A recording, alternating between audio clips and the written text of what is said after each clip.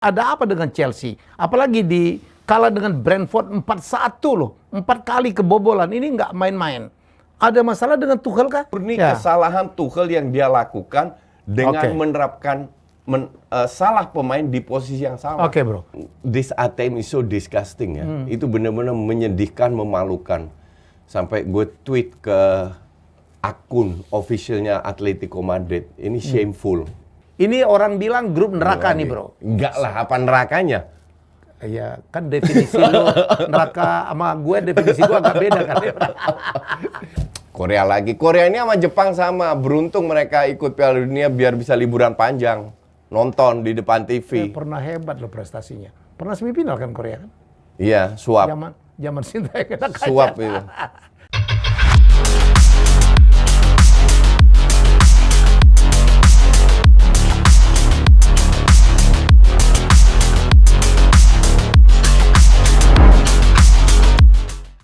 Oke, Just Haye. Bukan bincang bola biasa. Gue ngejreng banget nih sama Coach Justin. Saya pakai biru, dia pakai orange. Ini apa nih? Belanda lawan Prancis. Ini kalau lihat di TV kayaknya nyala banget ya. Iya dong. Oke, topik pertama. AADC. Ada apa dengan Chelsea? Gila bro, 2 kali berturut-turut kalah di kandang. Dan nggak aja gitu. Apa yang terjadi pada Chelsea bro? Kalah dengan Brentford ya? 4-1? Gini. Ya, kalah 4-1. Gini, gue tuh selalu bilang Chelsea ini dengan City adalah 2 tim yang punya kedalaman squad bagus lah. Bagus. Oke, dalam arti mereka bisa bikin 2 tim sekaligus. Ya.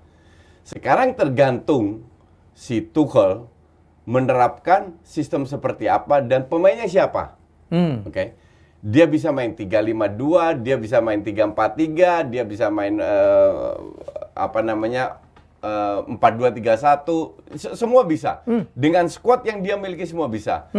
Pertanyaan yang gue selalu kritik Tuchel adalah kenapa dia harus bermain 3-4-3?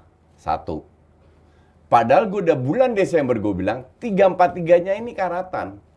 Hanya karena mereka sering ugly win, fansnya bilang, oh hebat ini bla bla bla.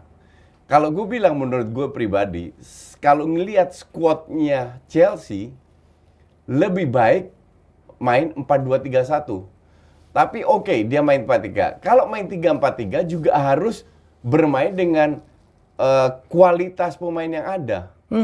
Dan itulah yang gue bilang, Tuchel fail berkali-kali.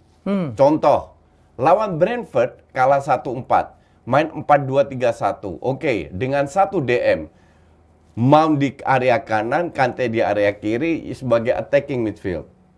Nah, kalau lu punya 1 DM, minimal DM ini bisa mengcover 2 center back karena wing back-nya ke depan. Oke. Yang dipasang Loftus-Cheek. Gimana lu bisa berpikir untuk pasang Loftus-Cheek? Itu gue nggak habis pikir. Dan terbukti dengan counter-counternya, dia itu 1, dia udah kurang jam terbang. Kedua, ini pemain sangat overrated.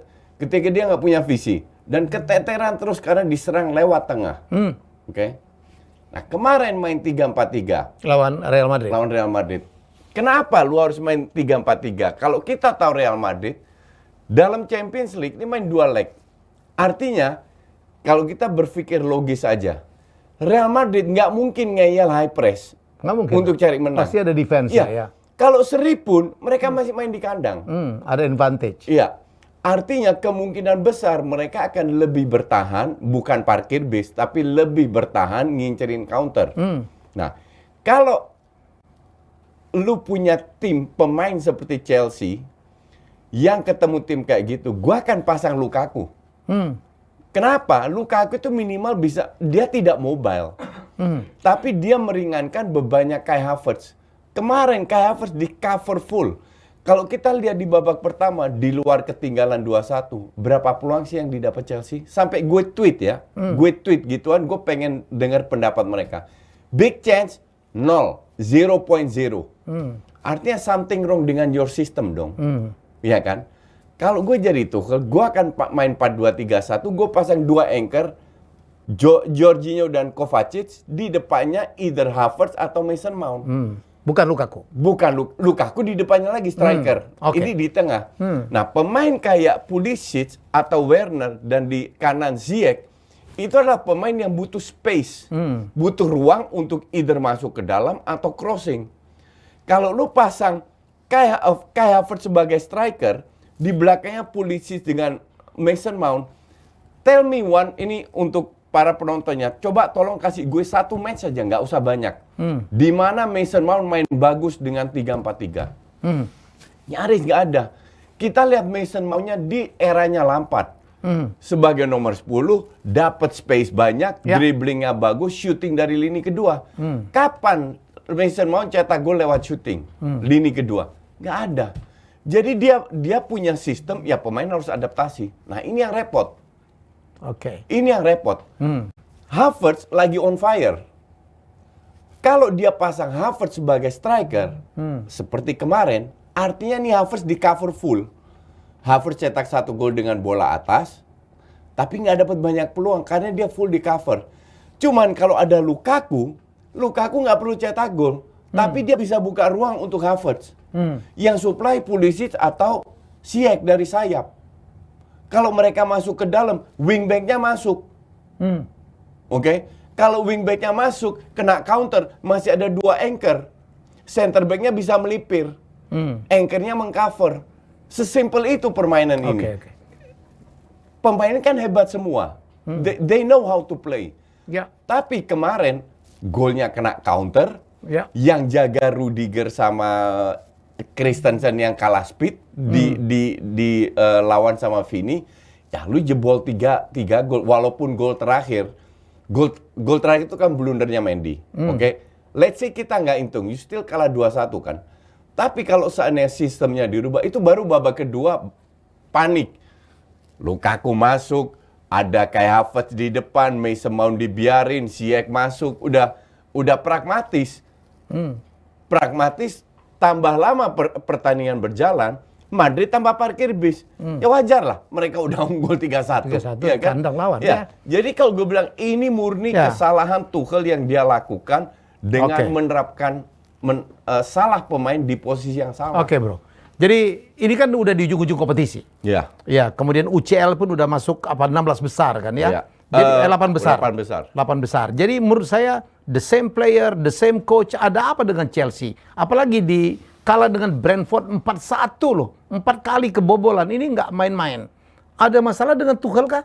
Barangkali persoalan yang masa depan tim gara-gara kasus Abramovich menjadi faktor kah? Mungkin ini faktor psikologis yang belum ada solusinya. Betul. Mungkin tidak untuk satu tim, untuk beberapa pemain. Akhirnya mungkin, ya kan? Ya. Tapi kembali lagi, gue tadi belum full selesai masalah penempatan pemain. Oke. Dia pasang dengan 3-4-3, si siapa namanya, Reece James di kanan, Aspi di kiri. Padahal dia punya Alonso yang selalu main di kiri. Kenapa tidak Aspi di kanan, Alonso di kiri? At least orang yang sudah biasa bermain di kiri. Oke. Dia itu tergila-gila dengan Reece James. Untuk gue, Reece James ini pemain yang paling overrated. Dengan Loftus-Cheek. Dan itu kalau untuk gue sih, itu terbukti. Tapi di tahun-tahun sebelumnya kan lumayan tuh Loftus-Cheek ya. Loftus-Cheek kan di loan. Di loan ya, enggak. Iya. Dia kan bukan juga pemain yang jelek lah maksud saya kan. Bukan pemain jelek, Ya. tapi bukan pemain yang bisa ngangkat Chelsea ke level berikutnya. Chelsea ini kan nggak punya playmaker. Kalau Kante? Kante bukan playmaker, attacking midfield, bukan orang kayak Bruno Fernandes. Oh, bukan yang ya oke. Terus? Jadi artinya yang supply itu bisa semua orang. Nah, if you play like that tanpa playmaker, at least you harus punya DM yang solid. Itu yang Chelsea nggak punya.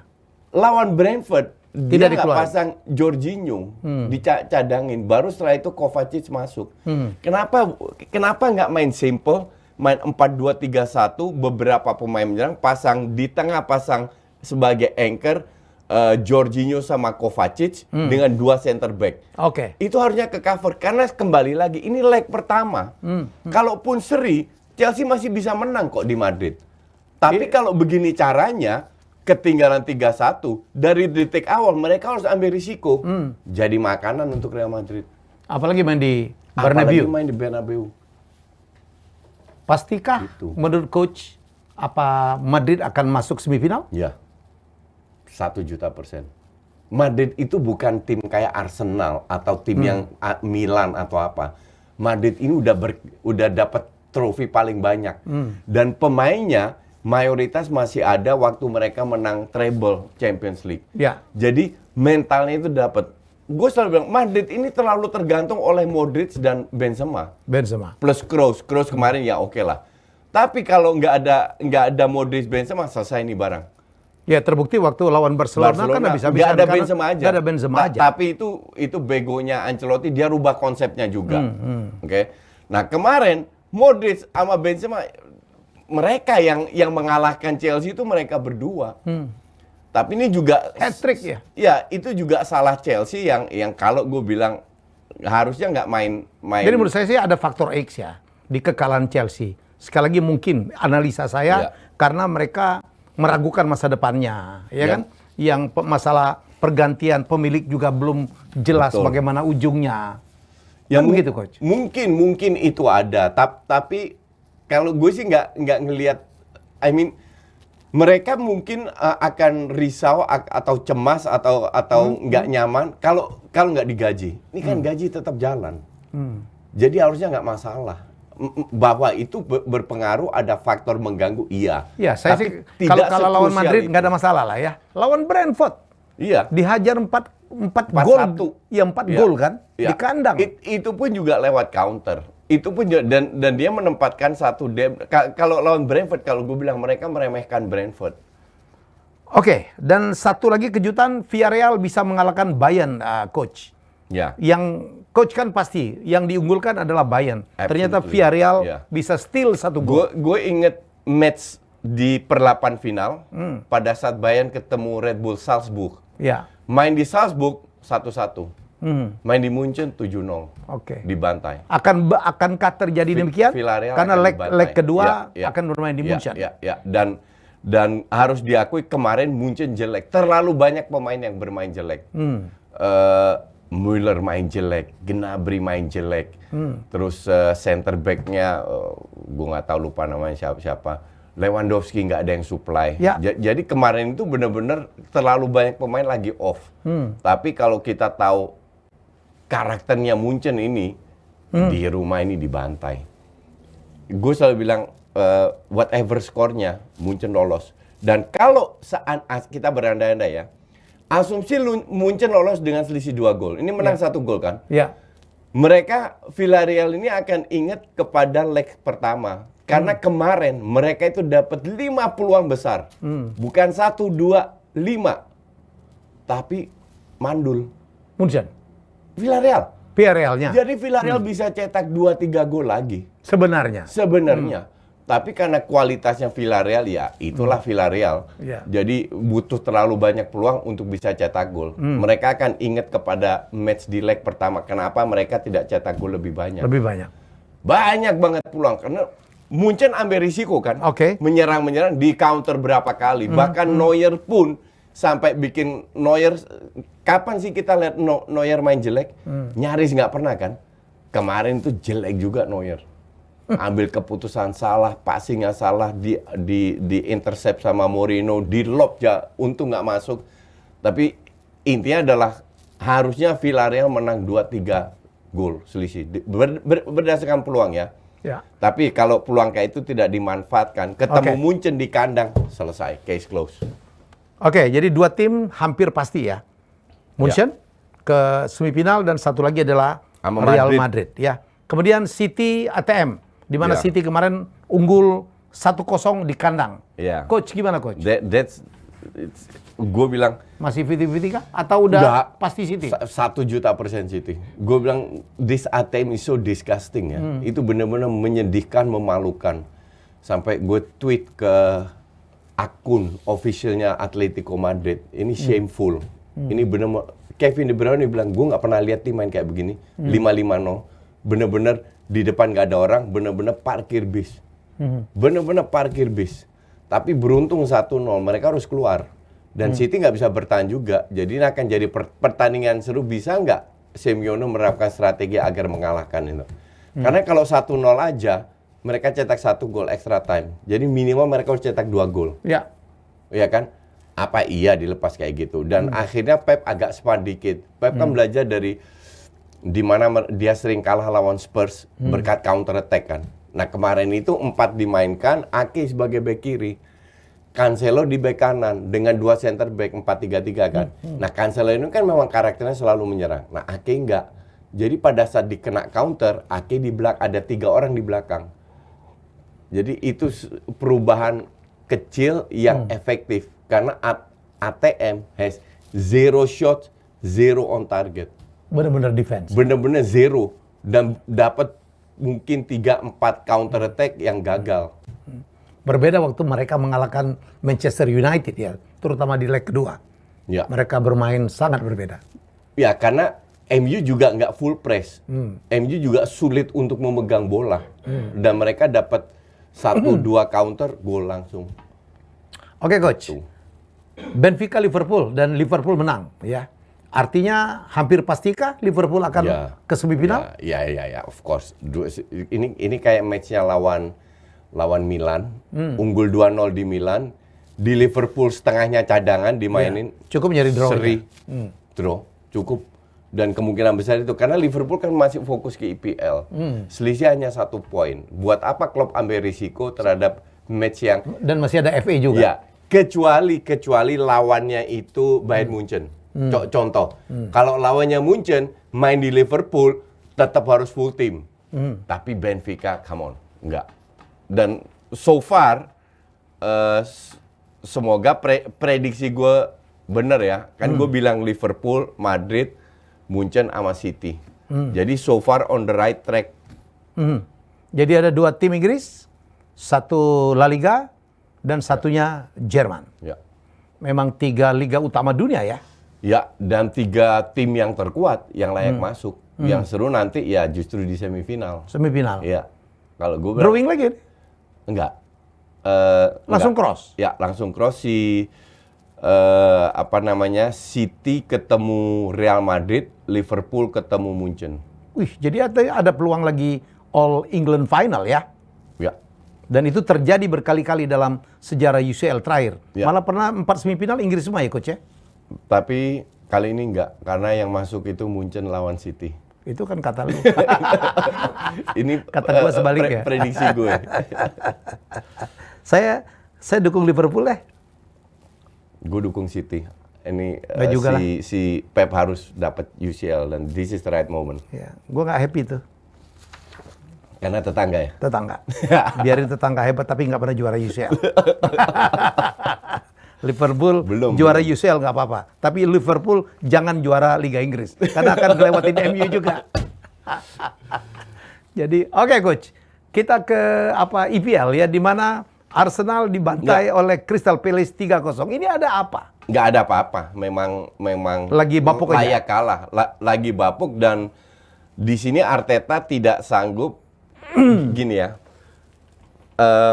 Salah satu tugas pelatih adalah memotivasi. Oke.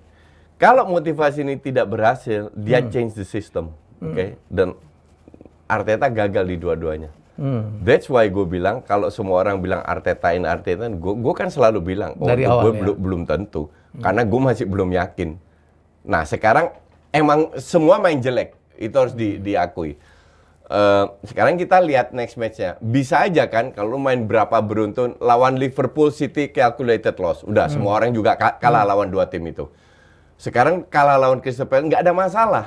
Nggak ada masalah sama sekali karena masih unggul 1 pertandingan, poinnya sama-sama Spurs, masih unggul juga lawan MU. Oke. Cukup jauh. Jadi kalau next-nya ketemu Brighton, main bagus dan menang, ya everybody forget this match. Nah, ini yang kita lihat bisa nggak? Karena Thomas Partey cedera, Tierney cedera. Kemarin yang menggantikan Tierney itu namanya Tavares, itu 2 gol kesalahan dia. 2 gol itu kesalahan dia. Benar sampai di menit 46 awal babak kedua langsung diganti. Cuman dia taruh Saka di situ. Kenapa nggak Granit? Sekarang pertanyaan gue kan, kalau seandainya Thomas Partey nggak ada, dia pasang Lokonga. Benchnya Arsenal ini kan tipis sekali, nggak sehebat tim-tim lainnya. Jadi dia pasang Lokonga, harusnya dia pasang si Granit Xhaka. Ya. Baru bek kirinya itu Bukayo Saka, karena dia sering main di bek kiri. Martinelli di kanan, di kiri Pepe di kanan, atau Smith Rowe dan Odegaard depannya Lacazette. Harusnya seperti itu.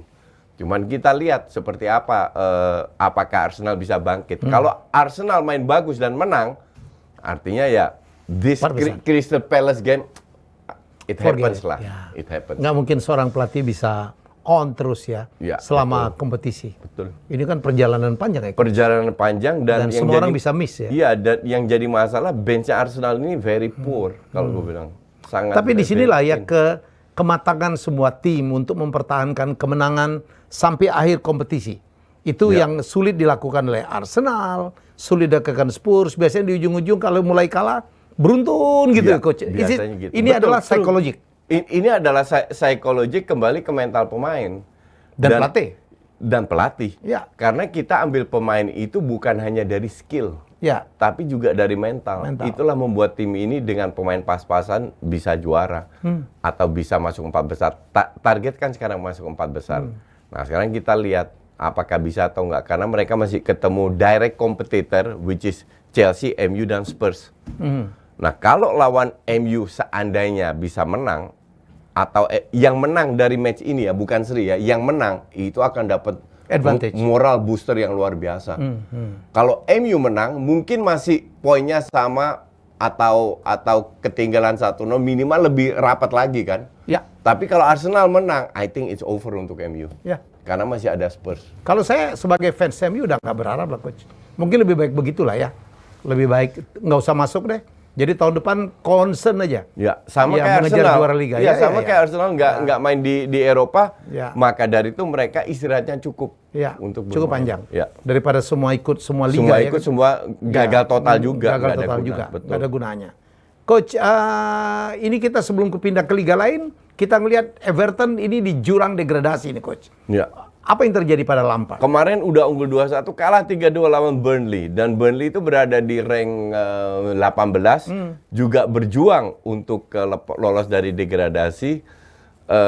I don't know ya, gue selalu bilang pelatih kayak Lampard ini layak diberi second chance. Sekarang dia dikasih second chance. Dengan tim yang lebih baik? Dengan tim di atas kertas lebih baik, tapi ini bukan pemain dia. Jadi dia still ada alasan. Cuman untuk gue sih, harusnya dia bisa kelola Everton ini jauh lebih bagus. Karena ini bukan tim yang buruk-buruk amat. Nah, asumsi kalau mereka degradasi, itu akan dipecat Lampard. Pasti. For sure. Nah, kalau sana tidak degradasi, kemungkinan besar tim ini musim depan dirombak. Sesuai dengan seleranya. Tapi, kalau kita singkirkan itu, gue bilang harusnya sih Lampard bisa bermain lebih bagus. At least, sometimes you don't have to play nice or well. Kadang kita harus tunjukkan mental untuk menang. Ya. Ugly win deh, ya kan? Dalam turnamen Champions League, ugly win sekali-sekali nggak masalah. Yang penting menang. Tetap menang. Iya kan? Nah kalau kompetisi baru strategi sistem karena itu jangka panjang. Nah sekarang masih ada 7-8 match. Arteta Lampard ini harus menanamkan mental fighting spiritnya harus tinggi, mental juara. Kalau perlu ugly win. Cuman sekarang lu udah unggul 2-1, you still lost 3-2 dan lawan itu Burnley loh. Nah, ini yang kita nggak pernah tahu apa yang terjadi, apakah Lampard sanggup untuk memotivasi pemain bahwa 8 sisa match ini adalah final. Ya. It's all final. This is final sprint ya. Final sprint buat 4 tim, 5 tim. Leeds pun bahaya. Leeds Everton dengan 5 tim lah. Sama Newcastle. Newcastle kan akhirnya menang-menang. Cuman kemarin kan dibantai 5-0 kalah juga kan. Lawan Spurs. Ya, jadi Newcastle kalau sekali 2 kali kalah aja bahaya juga. Jadi bukan hanya persaingan di atas, di bawah pun itulah Liga Inggris ya. Itulah Liga Inggris. Betul. Kita ke Serie A, Coach. Jadi ini menjadi makin seru. AC Milan draw, kemudian Inter Milan bisa mengalahkan Juventus sehingga tuh reachable gitu untuk Scudetto. Ya kan gue bilang bahwa gue selalu bilang Inter yang juara. Murni karena apa? Satu dari permainan, kedua dari kedalaman squad. Nah, kalau orang bilang, ya AC Milan sisa lawannya itu lebih gampang, nggak ada tim-tim besar. Gue bilang justru lawan tim kecil ini AC Milan kesulitan. Karena ketemu tim yang lebih bertahan, parkir bis lah ibaratnya istilahnya, mereka kesulitan. Untuk dibongkar. Karena mainnya gerusak-gerusuk. Dan kemarin lawan Bologna itu rank berapa? Papan bawah lah. Main di kandang, Inter sudah menang. Ini kan mental. Mereka main sebelum Inter, ding. Ini mental yang mereka harus tunjukkan bahwa jaga jarak. Ternyata Internya menang. Sekarang selisih 1 poin. Kalau seandainya atau dua poin, kalau seandainya sisa 1 laga ini Inter menang, selisih cuma 1 poin kalau nggak salah. Artinya sangat tipis lah. Dan gue bilang, I don't know ya, orang fans Milan boleh benci sama gue. This is my opinion.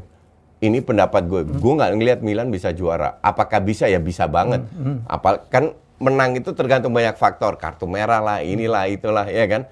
Tapi kalau kita semua berjalan normal, gue bilang peluang Inter Milan juara itu lebih besar. Coach, masih di Serie A. Tammy Abraham menjadi pemain yang paling top sekarang ya. Di Serie A. Pemain Inggris paling top sekarang. Ya, jarang kan pemain Inggris bisa bersinar hebat banget di That's why Tammy Abraham itu nggak usah kemana-mana, stay aja di situ. Stay di situ. Karena dengan kualitas dia ke Liga Inggris selesai juga. Menjadi mediocre juga dia. Menjadi mediocre. Kalau di Serie A aja mediocre. Roma kan tim mediocre. Cuman ya. Tapi dianya ngegolin banyak. Tapi dia ngegolin banyak. Betul. Karena ya defense-nya Italia itu sangat berbeda dengan defense-nya Inggris. Bukannya lebih grendel. Kalau di zaman dulu kan Catenaccio ya. Dulu. Sekarang enggak. Sekarang jauh lebih lepas. Justru Italia itu sekarang lebih nyerang loh. Cuman serangannya ya gitu. Not organized. Jadi posisinya itu sering salah sehingga mereka kalau diserang balik sering jebol. Tapi kalau ketemu tim kecil, nah tim kecil ketemu tim besar, tim kecil ini cenderung ya itu bertahan, cenderung ngincer counter. Oke coach, kita kemarin kita udah umumkan ya hasil drawing Piala Dunia Qatar. Tapi mari kita ngebahas peluang dari tim-tim yang dari negara-negara yang sudah selesai eventually akan lolos atau sudah lolos.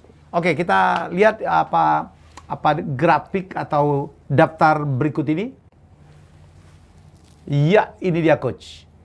Grup A, Qatar, Ekuador, Senegal, Netherlands. Wah, ini tuan rumah.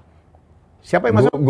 Gue bilang Belanda ya kemungkinan besar sih antara Ekuador dan Senegal. Karena gue dua-dua jarang nonton, gue nggak bisa nilai. Tapi Senegal juara Afrika coach. Ya, dan Ekuador rank 4 dan walaupun juara Afrika, Senegal ini mainnya jelek. Qatar tuan rumah nggak ada peluang lah ya. Nggak ada. Masih jauh. Selesai. Ya. Oke. Grup B, Inggris, Iran, USA dan playoff Euro. Inggris pasti. Ya. Iran gue nggak ngelihat dan tergantung USA atau Euro playoff ini kan feeling gue itu Wales yang lolos. Oke. Jadi kalau ketemu Wales antara USA dan Wales. Imbang-imbang lah ya. Ya, gue sih lebih sedikit unggulkan Wales. Oke. Grup C, Argentina, Saudi Arabia, Meksiko dan Polandia. Polandia tidak sehebat dulu ya. Enggak. Polandia terlalu tergantung oleh gue follow follow mereka di Piala Eropa susah. Gue bilang Meksiko Argentina. Grup D, Prancis playoff ya, kemudian Denmark Tunisia. Ini Prancis Denmark. Denmark lagi bagus ya. Dilepas ini mah untuk kedua tim itu. Oke. Grup E, ini orang bilang grup neraka nih bro. Enggak lah, apa nerakanya? Ya kan definisi lo neraka sama gue, definisi gue agak beda kan. Jadi ada Spain, ada Germany. Iya. Tapi dua yang lain di bawah ya. Iya, Jepang sama playoff itu mah numpang liburan aja di Qatar. Enak aja lo. Spanyol sama Jerman merem ini mah. Oke. Grup F ini neraka ya. Ya. Nah, oke lah. Ini agak sulit lah. Belgia, Kanada, Maroko, Kroasia. Kroasia tuh, waduh. tetap Belgia Kroasia. Jaraknya terlalu besar sama klub-klub. Kanada nggak lah jauh ya. Enggak jauh lah. Maroko nggak sehebat dulu. Iya. Dulu ada Rabah Majer. Sekarang Ziyech aja nggak main di situ. Iya ya. Berantem kan? Oke. Ini grup G ini grup neraka menurut lo, ini nerakanya Koci nih. Iya, gue Neraka bilang gua ini yang sulit Brazil, itu Brazil. Serbia, Swiss, dan Cameroon. Ya, ini yang sangat sulit karena kalau kita lihat Brazil kualitasnya itu menurun, Nggak sehebat dulu. nggak sehebat dulu. Oke. Tapi Serbia, Switzerland, Cameroon juga Imbang-imbang dia. juga ups and down performanya. Ya. Kadang bagus, tapi kalau gue harus milih, gue Swiss. pilih Brazil dan Swiss. Sama. Grup H. Portugal ini lu nggak suka banget dia masuk ya. Ghana, Nggak suka. Uruguay, dan Korea. Gue harap sih Portugal nggak lolos, tapi kemungkinan besar lolos. Jadi kalau gue harus objektif, Korea dong. Portugal, Uruguay. Korea dong. Enggak.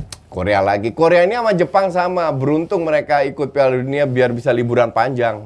Nonton di depan TV. Pernah hebat loh prestasinya. Pernah semifinal kan Korea kan? Iya, suap. Zaman Sintayong kena kaca. Suap itu. Sintayong dong. Zaman Pernah suap ngalahin banget. Jerman lu dia di Piala Dunia. Iya, tetap nggak lolos kan? Dua-dua nggak lolos kan? Oke, Anda boleh setuju dengan Koci atau enggak?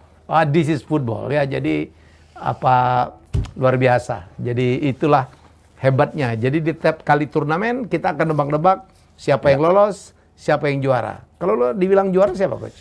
Siapa? Ini berat. Karena terlalu banyak tim dengan apa namanya kelemahan lah.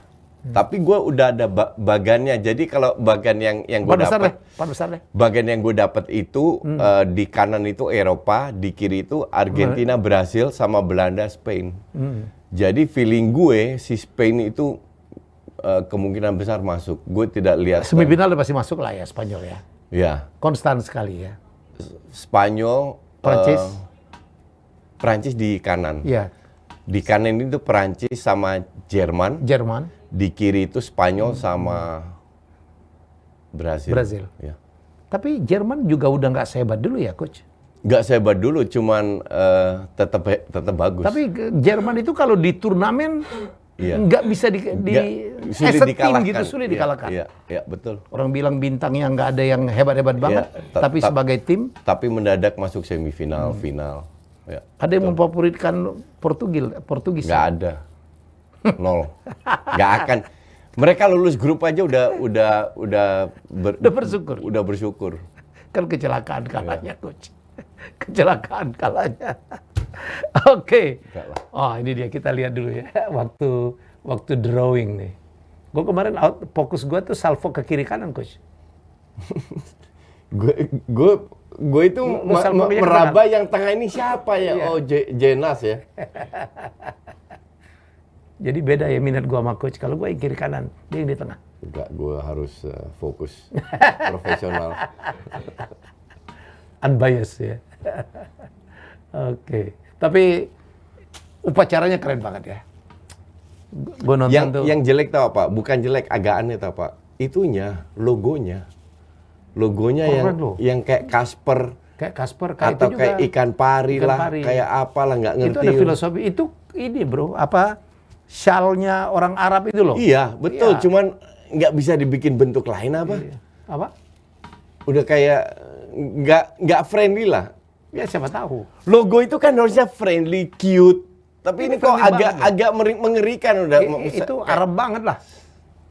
Ya, kalau itu Arab banget harus dibikin lebih kelihatan cute-nya lah. Kalau ini lebih ngeri gue bilang.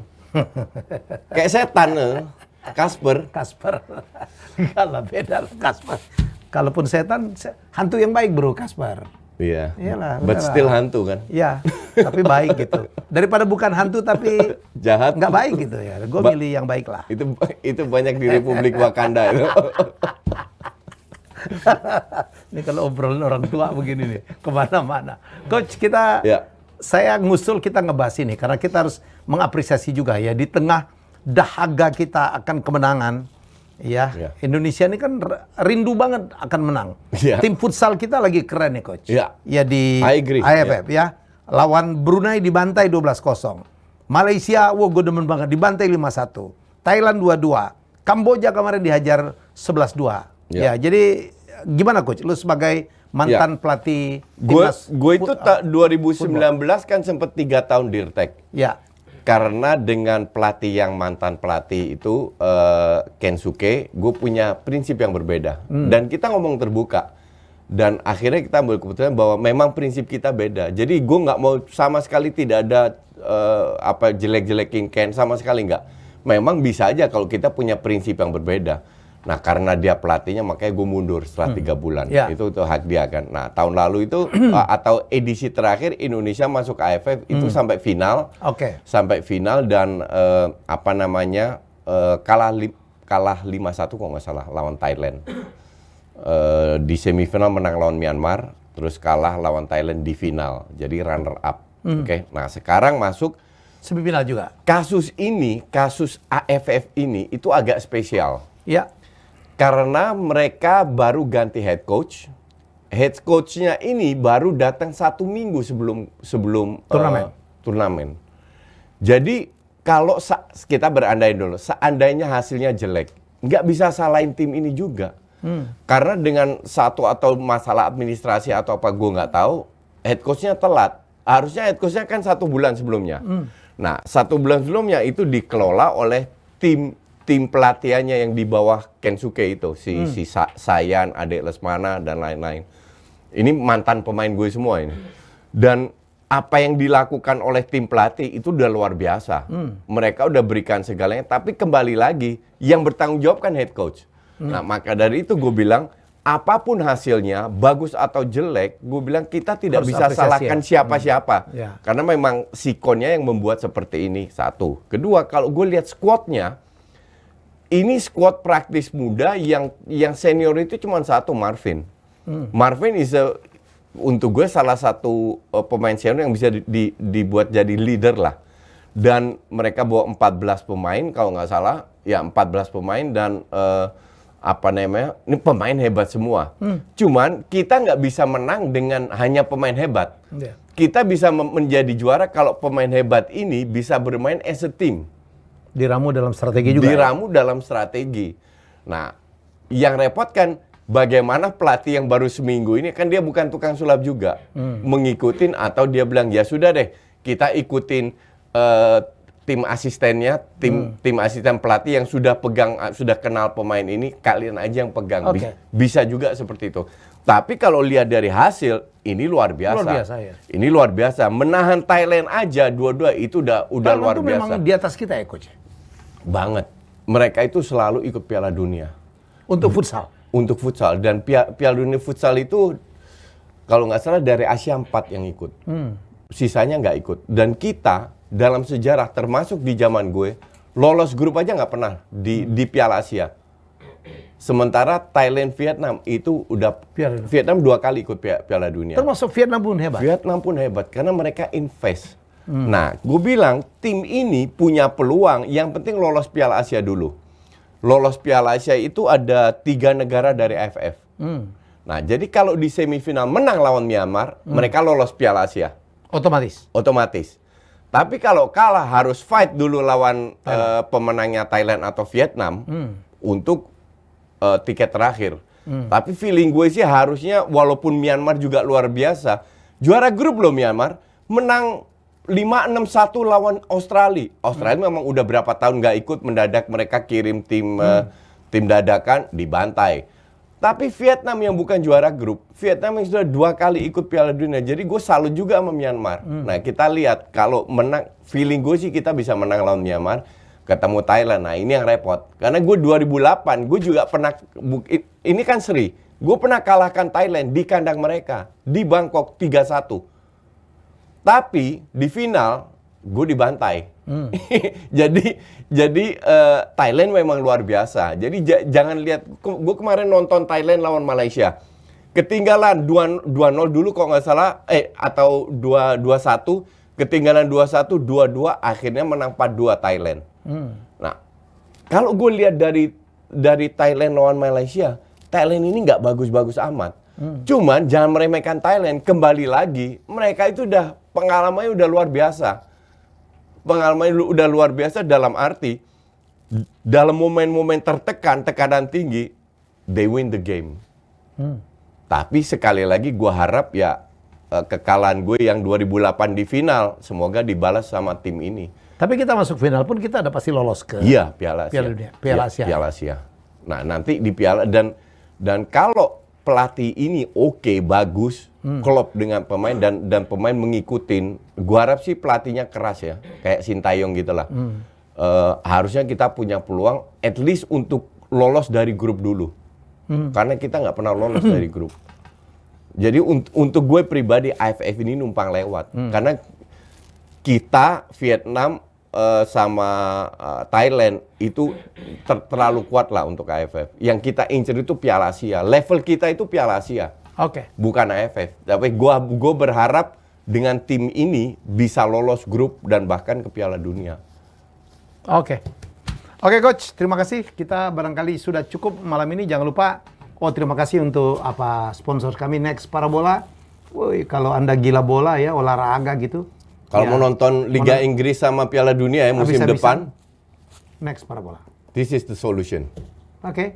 Kita lagi merencanakan akan siaran langsung nobar gitu ya. Mengomentarin beberapa big game lives ya. Ya, mungkin MU lawan Arsenal atau Liverpool.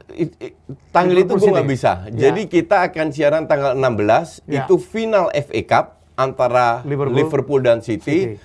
Jadi kameranya itu ke kita berdua, nggak ada match, tapi kita yang memberikan komentar. Dan kita akan mengundang fans fanatik ya, iya dong. Siapa aja kita undang. Ya.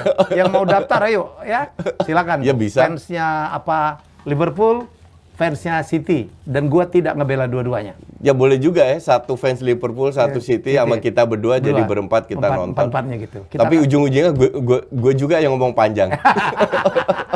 Lah iyalah, lu kan pandit. Masa gue lebih panjang dari lu, ngomong udah gak bener tuh.